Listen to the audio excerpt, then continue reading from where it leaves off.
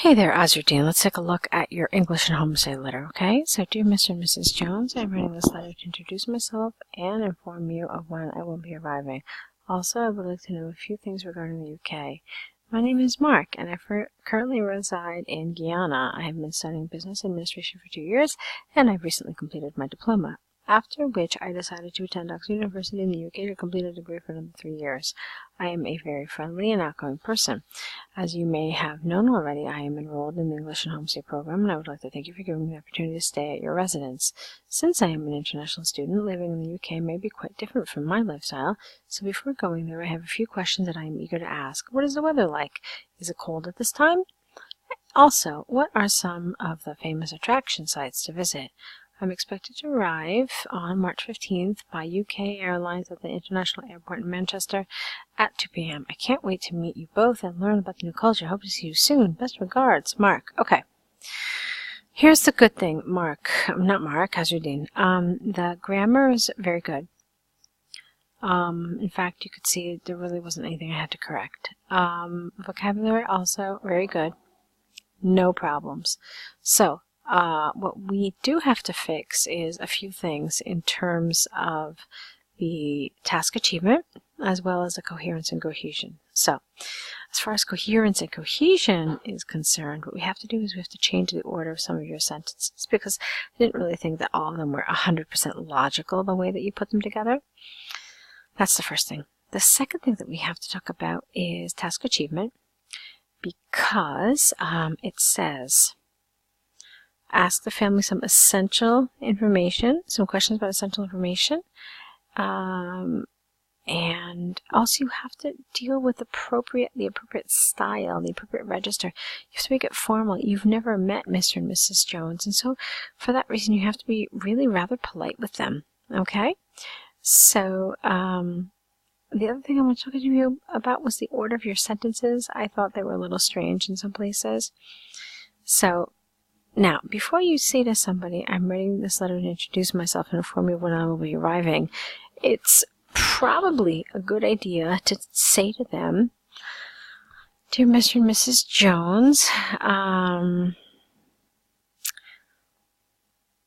as you may already know, I am enrolled in the English and Homestay program and would like to thank you for giving me the opportunity to stay at your house.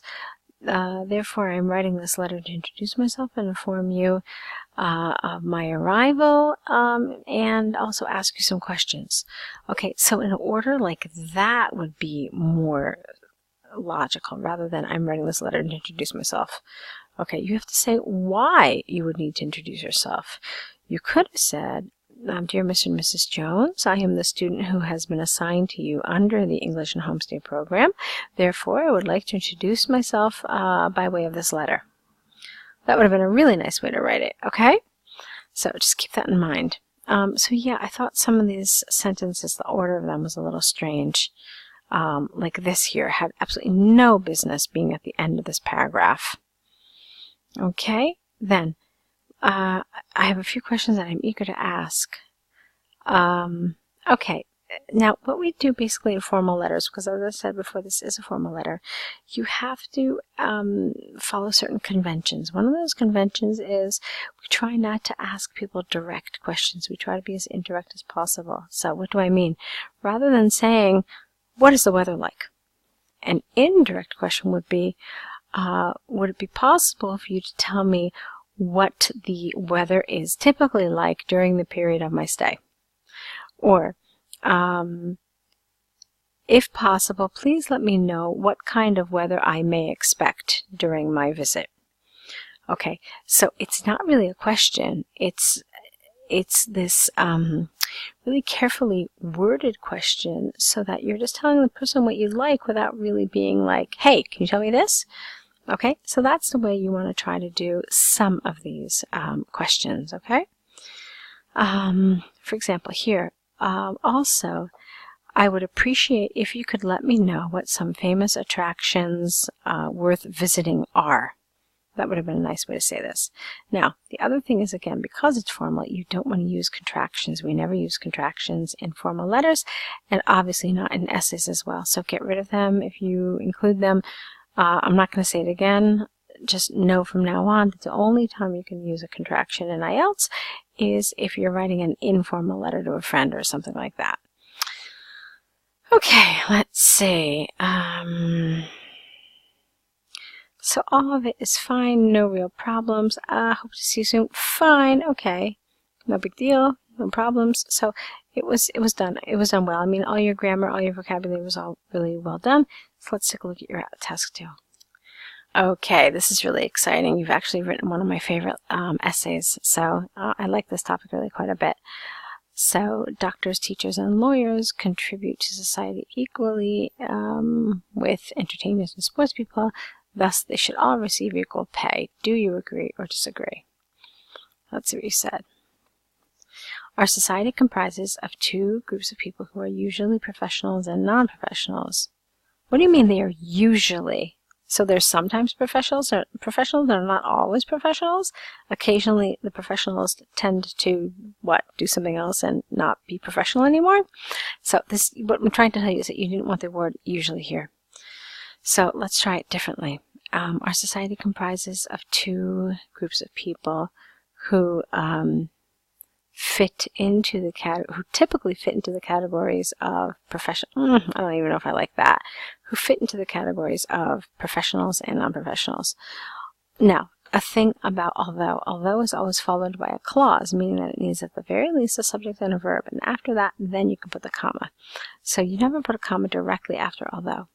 So, although they may contribute equally to society and should be paid the same amount of money, I disagree with this view since professionals should be paid more than non-professionals. Okay, interesting.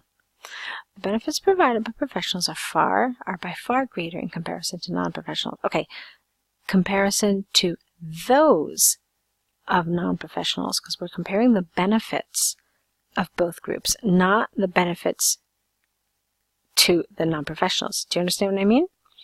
Okay, some professionals such as doctors, provide health care to patients which can be life-saving. One such example, not once, get rid of the C. One such example is where a patient may have a damaged D, here at the end, organ, and can only be saved with a transplant. And only a professional can execute a task as complicated as this. On the other hand, a non-professional usually entertains people to make them happy by being humorous, such as a comedian or a magician performing a magic show. While this may seem as a benefit, it is not as important as saving a life, since health is usually a priority over entertainment. If you are not healthy, then how can you keep someone amused? Okay, interesting. Also, an enormous amount of time is spent to become a professional versus a non-professional. To become qualified, one has to have knowledge, be trained, and overcome certain challenges, such as passing an exam. As a result, an increasing amount of time is spent to achieve this. For example, to become a pharmacist, no S here, an individual has to get a degree, then experience in the field. This usually takes about 4 or 6 years, or even more, versus a comedian or a sports person who may not need any education, but instead is trained for a short period of time. To sum up, professionals and non-professionals should not be paid equally. This is because professionals require more time to invest in their career, which in turn generates benefits that outshine, no S, non-professionals. Okay, those of non-professionals again. Okay, I really liked this. I read so easily. It was very comfortable to read. It made sense. It was well organized. So, I don't really have any major complaints.